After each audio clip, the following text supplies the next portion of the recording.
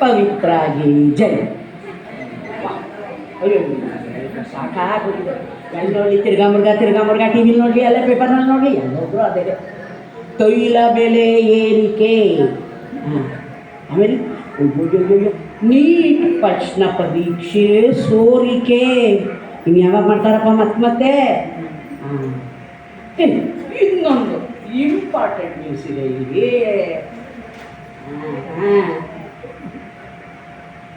6ಕ್ಕೆ ಜನ್ಮ ನೀಡಿದ ಚಾರ್ಲಿ 6 ಮಕ್ಕಳಿಗೆ. ಅಯ್ಯೋಯ್ಯೋಯ್ಯೋಯ್ಯೋ 6 ಮಕ್ಕಳನ್ನ ಹೆತ್ತು ಅವಕ್ಕೆ ಡ್ರೆಸ್ಸು, ಸ್ಕೂಲು, ಓದೋದು, ಮದುವೆ ಮಾಡೋದು, ಕೊಳಿಸೋ ಒಟ್ಟೊತ್ತಿಗೆ ಅಪ್ಪ ಅನ್ನಿಸ್ಕೊಂಡಿರೋನು ಹರೋ ಅಲ್ವಾ? ನೀವು ಇಲ್ಲಿದ್ದೀರಾ? ಪೇಪರ್ ಓದ್ತಾ ಇದ್ದೀರಾ?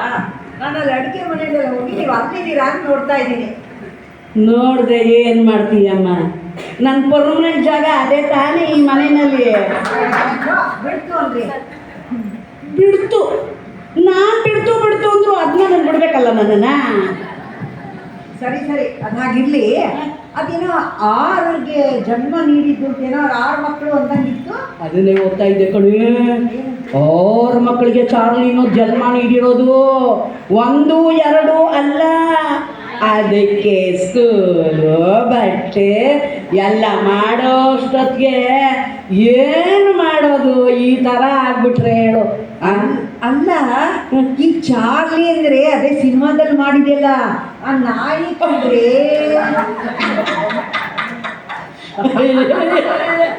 ಅದೇ ನಾನು ಚಾರ್ಲಿ ಕಡೆ. ಅಯ್ಯೋ, ನಾನು ಈಗಿನ ಕಾಲದಲ್ಲೂ ಯಾರಪ್ಪ 6 ಮಕ್ಕಳಿಗೆ ಎತ್ತಿರೋದು ಅಂತ ನೋಡ್ತಾ ಇದ್ದೆ ಕಡೆ.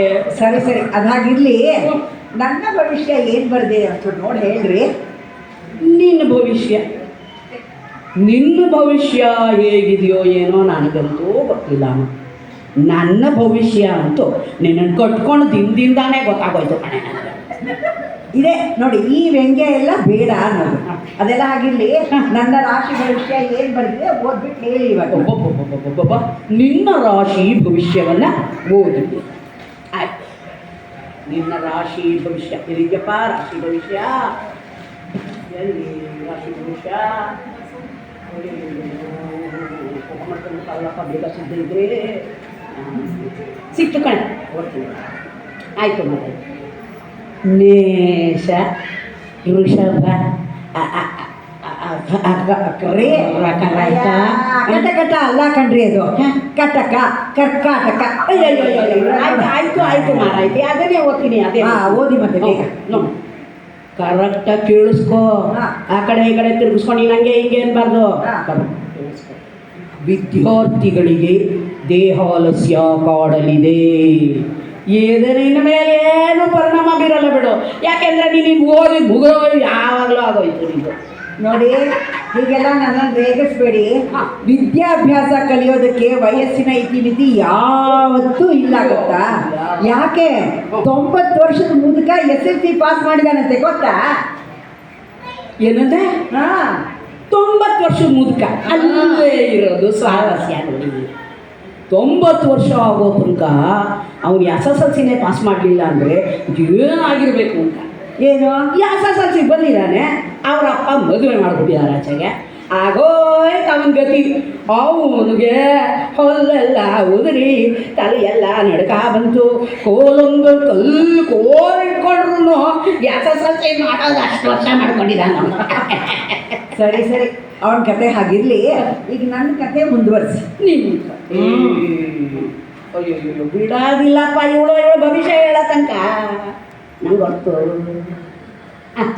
ಹೇಳ್ತೀನಿ ಸಿಕ್ತು ಕಣೆ ನಿಮ್ದು ಇವಾಗ.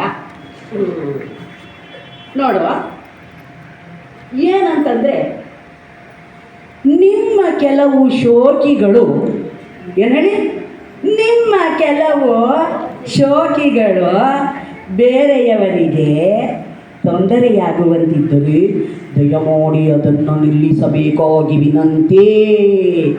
ಇದರಿಂದ ಏನಾಗುತ್ತೆ ಅನ್ನೋದನ್ನು ಕೇಳಿ ತಿಳ್ಕೊ ಫಸ್ಟು.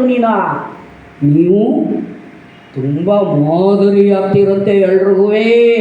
ಅರ್ಥ ಮಾಡ್ಕೊ ನಾನು ಹೇಳೋದು. ಆಹಾ, ಹೀಗೆಲ್ಲ ಅಲ್ಲೇನು ಬರ್ದಿರಲ್ಲ, ಎಲ್ಲ ನೀವು ಸೇರಿಸ್ಕೊಂಡು ಹೇಳ್ತಾ ಇರೋದು ಅನ್ಸತ್ತೆ.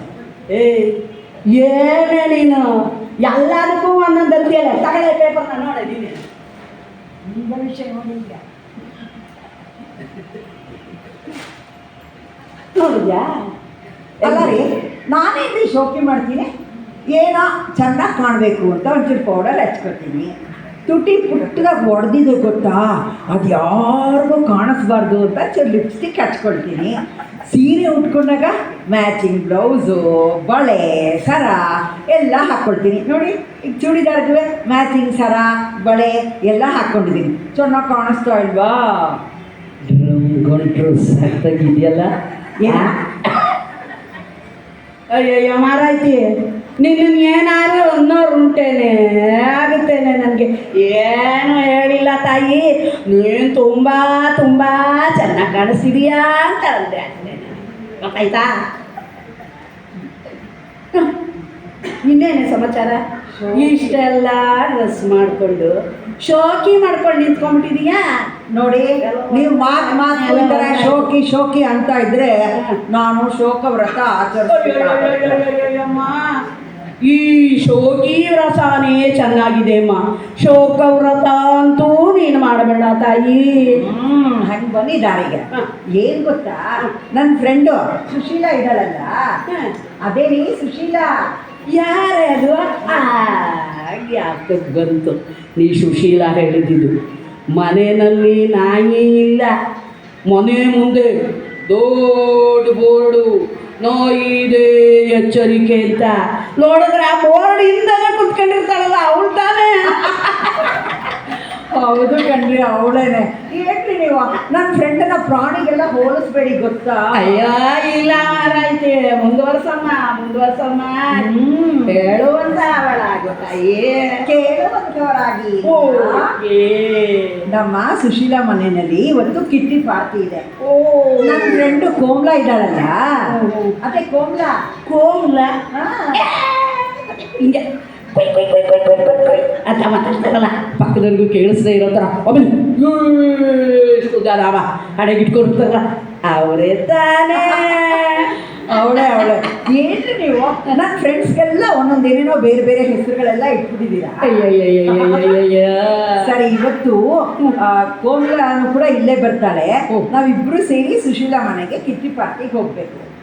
ಇವಾಗ ಏನು ಗೊತ್ತಾ, ಆ ಕಿಟ್ಟಿ ಪಾರ್ಟಿಗೆ ಹೋಗೋಕೆ ಮುಂಚೆ ನಿಮಗೆ ಯಾವ್ದಾದ್ರು ಒಂದು ತಿಂಡಿ ಮಾಡಿಟ್ಟು ಹೋಗೋಣ ಅಂತ ಅಂದ್ಕೊಂಡಿದ್ದೀನಿ. ನಿಮ್ಗೆ ಯಾವ ತಿಂಡಿ ಇಷ್ಟ ಹೇಳ್ರಿ, ಅದನ್ನೇ ಮಾಡಿಟ್ಟು ಹೋಗ್ತೀನಿ. ಏನಂದೆ? ಇನ್ನೊಂದ್ಸತಿ ಹೇಳು. ಅದೇ ರೀ, ನಿಮ್ಗೆ ಇಷ್ಟವಾಗಿರೋ ತಿಂಡಿ ಹೇಳಿ, ಅದನ್ನೇ ಮಾಡಿಟ್ಟು ಹೋಗ್ತೀನಿ ಅಂದೆ. ಅಲ್ಲ ಕಣೆ, ನಿಮ್ಮ ಮಾತಿನ ಯಾರು ನಂಬಕ್ಕಾಗುತ್ತಾ ಹೇಳಿ? ಯಾವಾಗ್ಲಾರು ನಂಬಕ್ಕಾಗುತ್ತಾ ಈ ಅಮ್ಮನ? ಇಲ್ಲೊಂದು ಕಾಲು, ಎಲ್ಲಿ ಕಿಟ್ಟಿ ಪಾರ್ಟಿ ಕಡೆ ಒಂದು ಕಾಲು, ಅಡುಗೆ ಮನೆಯಲ್ಲಿ ಒಂದು ಕಾಲು. ಅದು ಹೆಂಗೆ ತಿಂಡಿ ಮಾಡ್ತೀಯ ನೀನು? ಅಲ್ಲೇ ಇರೋದು. ಈ ಅಡುಗೆ ಮನೆ ಕಡೆ ಇರೋ ಕಾಲು ಕಿಟ್ಟಿ ಪಾರ್ಟಿ ಕಡೆ ಬರೋ ಅಷ್ಟೊಳಗೆ ತಿಂಡಿ ಮಾಡಿಟ್ಬೇಡ ಅಂದ್ಕೊಡ್ತೀನಿ. ಯಾವ ತಿಂಡಿ ಬೇಕು ಹೇಳ್ರಿ? ಯಾವ ತಿಂಡಿ ಬೇಕು? ಮಳೆ ಬಂದೇ ಬರುತ್ತೆ ಕಣ. ಇವತ್ತು ನೀ ತಿಂಡಿ ಮಾಡ್ತಿದೀಯಲ್ಲ ನೀನು. ಬಾಳೆವಾಗಿಲ್ಲ, ನೀವು ಇಷ್ಟ ತಿಂಡಿ ಹೇಳ್ರಿ. ಇಷ್ಟೆಲ್ಲ ಹೇಳಿದ್ಮೇಲೆ ನಾನು ಹೇಳಲೇಬೇಕು. ನೋಡೆ, ನಿನಗೆ ಚೆನ್ನಾಗಿ ಗೊತ್ತು ನನಗೆ ಉಪ್ಪಿಟ್ಟು ಇಷ್ಟ ಅಂತ. ಒಂದು ಸ್ವಲ್ಪ ಚೆನ್ನಾಗಿ ತರಕಾರಿ ಹಾಕ್ಬಿಟ್ಟು, ಚೆನ್ನಾಗಿ ಒಂಚೂರು ತುಪ್ಪ ಎಣ್ಣೆ ಎಲ್ಲ ಹಾಕ್ಬಿಟ್ಟು ಉಪ್ಪಿಟ್ಟು ಮಾಡಿ ಇಟ್ಕೊಡಮ್ಮ. ನನಗೇನು ಬೇಡ. ಮಾಡ್ಬೋದಾಗಿತ್ತು, ಆದರೆ ನನಗಿಂತ ಚೆನ್ನಾಗಿ ನೀವೇ ಉಪ್ಪಿಟ್ಟು ಮಾಡ್ತೀರಾ ಗೊತ್ತಾ ಅಂತಲ್ಲಪ್ಪ ಕಂಟ್ಕ. ಸಾರಿ, ಒಂದು ಕೆಲಸ ಮಾಡಿ, ಏನೂ ಕಷ್ಟಪಡಬೇಡ. ಸ್ವಲ್ಪ ನೀರಿಗೆ ರವೆ ಮಿಕ್ಸ್ ಮಾಡಿಬಿಟ್ಟು ತಿಳಿಯಾಗಿ ಮಾಡಿಕೊಂಡು ರವೆ ದೋಸೆ ಗಿರ್ಗಿರ್ಗಿರ್ಗಿರ್ಗಿರ್ಗಿ ಚೆನ್ನಾಗಿ ತುಪ್ಪ, ಚೆನ್ನಾಗಿ ಎಣ್ಣೆ ಹಾಕ್ಬಿಟ್ಟು ಹಿಂಗಂದರೆ ಪಟ್ಟಂತ ಮುರಿಬೇಕು. ಹಂಗೆ ಮಾಡಿಬಿಟ್ಟು ಒಂಚೂರು ಚಟ್ನಿ ಮಾಡಿಬಿಡೆ ಸಾಕು. ಇನ್ನೇನು ಬೇಡ ಕಣೆ ನನಗೆ. ಮಾಡ್ಕೊಡ್ಬೋದಾಗಿತ್ತು, ಸುಲಭನೇ. ಆದರೆ ಹಿಟ್ಟು ಕಲಸಿ 20 ನಿಮಿಷ ಇಡಬೇಕಲ್ಲ, ನಂಗೆ ಅಷ್ಟೆಲ್ಲ ಟೈಮೇಲಿದೆಪ್ಪ ಈಗ. ಆಯ್ತಾ, ಅದಕ್ಕೂ ಬಂತ ಇನ್ಯಾವ ತಿಂಡಿಪ್ಪ? ಒಂದು ಕೆಲಸ, ಮನೆಯಲ್ಲಿ ಬೇಕಾದಷ್ಟು ಗೋಧಿ ಹಿಟ್ಟು ತಂದಿಟ್ಟಿದ್ದೀನಿ, ಮೆಂತ್ಯ ಸೊಪ್ಪು ತಂದಿಟ್ಟಿದ್ದೀನಿ, ಆಲೂಗಡ್ಡೆ ತಂದಿಟ್ಟಿದ್ದೀನಿ. ನಿಂಗಿದೇನೇ ಕಷ್ಟ ಎಲ್ಲನೂ ಹಾಕ್ಬಿಟ್ಟು ಚೆನ್ನಾಗಿ ಒಂದು 4 ಪರೋಟ ಕಣೆ ಮಾಡಿಟ್ಬಿಡೆ ಸಾಕು. ಮಾಡ್ಬೋದಿತ್ತು, ರುಚಿ ರುಚಿಯಾಗಿ ಇರ್ತಿತ್ತು. ಆದರೆ 4 ದಿವಸ ಆಯಿತು ಗೋಧಿ ಹಿಟ್ಟು ಮುಗ್ದಿದೆ ಅಂತ ನಿಮ್ಗೆ ಹೇಳಿ, ನೀವೇನು ತಂದಿದ್ದೀರಾ ಗೋಧಿ ಹಿಟ್ಟನ್ನ? ಅಯ್ಯೋ, ಮುಗಿದೋಗಿದ್ದು ನಾನು ತಿಂಡಿ ಮಾಡು ಅಂತ ಹೇಳೋವಾಗಲೇ ಹೇಳ್ತಾಳೆ ಇವಳು. ಏನಮ್ಮ ಮಾಡಿ ನಿಮ್ಗೆ ಏನು ಬೇಕೋ ಅಂತ ಕೇಳೋವಾಗ ಗೊತ್ತಲ್ಲ ನನಗೆ. ನೀನೇನೋ ಮಾಡಬೇಡ ತಾಯಿ, ನೀನೇನೋ ತಿಂಡಿ ಮಾಡಬೇಡ ಕಣೆ.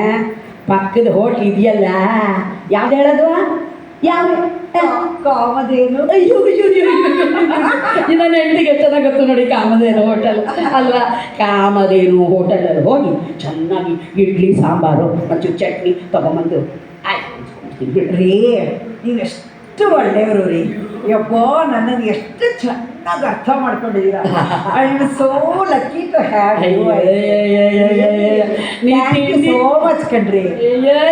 ನೀನು ಇವತ್ತು ತಿಂಡಿ ಮಾಡ್ತೀನಿ ಇಂದಾಗಲೇ ನಂಗೆ ಗೊತ್ತಾಗೋಯ್ತು ಕಣೆ. ನಾನು ಓಡ್ಲಾಗತ್ತಿ ಇವತ್ತು ಅಂತ ನಂಗೆ ಗೊತ್ತಿತ್ತು ಕಡೆ ನನಗೆ.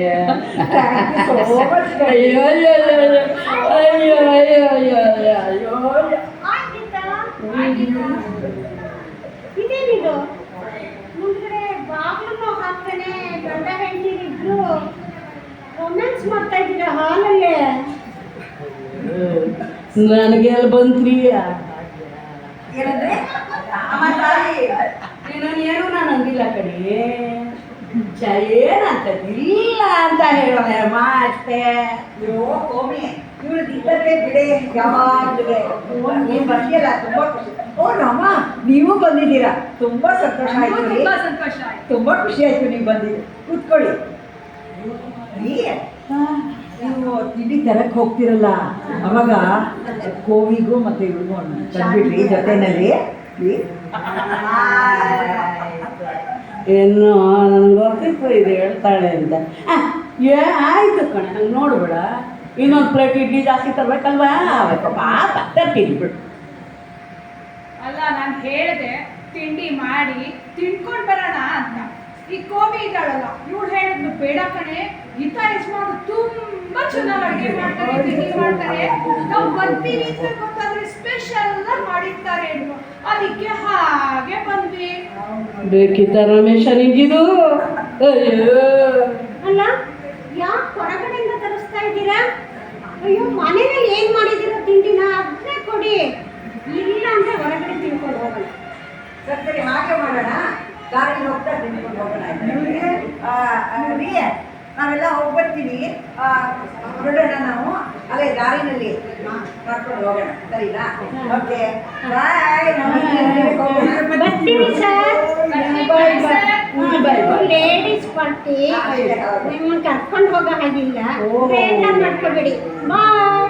ಓಕೆ, ಬಾಯ್ ಬಾಯ್ ಬಾಯ್. ಅಯ್ಯೋ, ಅಂದಂಗೆ ಒಂದು ವಿಷಯ ನೋಡಿ, ನೀವು ಇವಾಗ ಆರಾಮಾಗಿ ಒಬ್ಬರೇ ಇದ್ದೀರಾ, ಯಾರ ತಟ್ಟೆ ತಕರಾರು ಇಲ್ಲ. ನಿಮಗೆ ಯಾವ ತಿಂಡಿ ಇಷ್ಟನೋ ಅದನ್ನ ಅಚ್ಚುಕಟ್ಟಾಗಿ ಮಾಡಿಕೊಂಡು ಟೇಬಲ್ ಮೇಲೆ ಇಟ್ಕೊಂಡು ಮುಂದೆ ಕೂತ್ಕೊಂಡು ಬಿಸಿ ಬಿಸಿಯಾಗಿ ಸಾವಧಾನವಾಗಿ ಆರಾಮಾಗಿ ತಿನ್ನಿ. ನಾನ್ ಜೊತೆಲಿಲ್ಲ ಅಂತ ಬೇಜಾರು ಮಾಡ್ಕೊಳ್ಬೇಡಿ, ಗೊತ್ತಾಯ್ತಾ? ಬರ್ತೀನಿ. ಆಮೇಲೆ ಒಂದೊಂದು ವಿಷಯ, ಅಷ್ಟು ತಿಂಡಿ ನೀವು ಒಬ್ಬರೇ ತಿನ್ನಬಾರ್ದು ಗೊತ್ತಾ? ಸ್ವಲ್ಪ ಮಿಕ್ಸ್ ಇರಬೇಕು. ಸಾಯಂಕಾಲ ಬಂದು 4 ತಿಂಡಿ ಗೊತ್ತಾ? ನಿನಗೂ ಇಟ್ಟಿರ್ತೀನಿ. ಆಯ್ತಮ್ಮ, ಬಂದ್ಬಿಡು, ಚೆನ್ನಾಗಿ ತಿನ್ನುವೆ, ಇಟ್ಟಿರ್ತೀನಿ. ಬಾಮ. ಓಕೆ, ಬಾಯ್. Time dear. Okay, bye. ಬಾಯ್ ಬಾಯ್.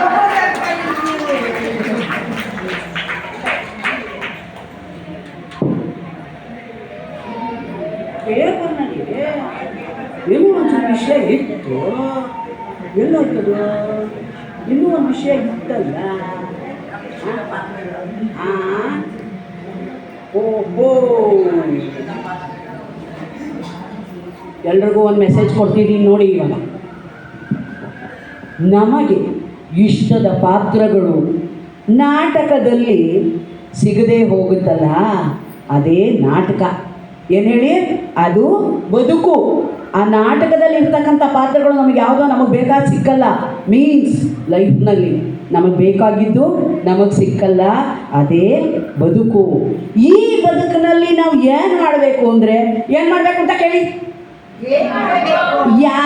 ಹೇಳ್ತೀನಿ ನೋಡಿ. ಇವಾಗ ಏನು ಮಾಡಬೇಕು ಅಂದರೆ ನಮ್ಮ ಲೈಫ್ಗೆ ಒಂದು ಎ ಸಿ ಹಾಕಿಸ್ಕೋಬೇಕು ಕಣ್ರಿ. ಎಂಥ ಎ ಸಿ ಹೇಳಿ? ದೊಡ್ಡ ಎ ಸಿ ಹಾಕಿಸ್ಕೋಬೇಕು. ಆ ಎ ಸಿ ಹಾಕಿಸ್ಕೊಂಡ್ರೆ ಹೆಂಗಿರುತ್ತೆ ಲೈಫು? ಕೂಲಾಗಿರುತ್ತೆ. ಶಕೆ ಏನಾದ್ರು ಆಗುತ್ತಾ ಒಂಚೂರಾರು? ಇಲ್ಲ.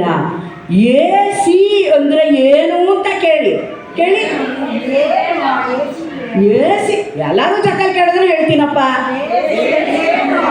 ಏನು? ಎ ಅಂದರೆ ಅಡ್ಜಸ್ಟ್ಮೆಂಟು, ಸಿ ಅಂದರೆ ಕಾಂಪ್ರಮೈಸ್. ಇವಾಗ ಎಲ್ಲರೂ ಒಟ್ಟಿಗೆ ಹೇಳಿ ನೋಡೋಣ, ಒಂದ್ಸತಿ ಹೇಳ್ಕೊಡ್ತೀನಿ. ಎ ಅಂದರೆ, ಸಿ ಅಂದರೆ, ಇನ್ನೊಂದ್ಸತಿ ಎ ಅಂದರೆ, ಸಿ ಅಂದರೆ. ಓಕೆ. ಸೊ ಎ ಸಿ ನಾಟಕ ಎಲ್ಲರೂ ಜೀವನದಲ್ಲಿ ಅಳವಡಿಸ್ಕೋಬೇಕಾಗಿರೋದು, ತುಂಬ ಅತ್ಯಗತ್ಯವಾಗಿ ಜೀವನದಲ್ಲಿ ಅನುಸರಿಸಬೇಕಾಗಿರುವಂಥದ್ದು. ನಮ್ಮ ಗೆಳೆಯ KN ಅನಂತಮೂರ್ತಿಯವರು ಬರೆದದ್ದು. ಇದನ್ನು ತಮಾಷೆ ಕೂತು ಮಾತಾಡುವಾಗ ಬರೆದಂಥ ಒಂದು ನಾಟಕ, ಆದರೆ ಒಂದು ಸುಂದರವಾದ ಮೆಸೇಜ್ ಮೂಲಕ ಮುಕ್ತಾಯ ಆಯಿತು. ಹಾಗಾಗಿ ಈ ಪುಟ್ಟ ನಾಟಕ ಈ ಸಂದರ್ಭಕ್ಕೆ ಸರಿಯಾಗಿದೆ ಅಂತ ನಾವು ಮಾಡೋಣ ಅಂತ ಅಂದ್ಕೊಂಡ್ವಿ. ನಿಮಗೆಲ್ಲ ಇಷ್ಟ ಆಗಿದ್ದರೆ ಒಂದು ಜೋರು ಚಪ್ಪಾಳೆ ಕೊಡ್ತೀವಿ.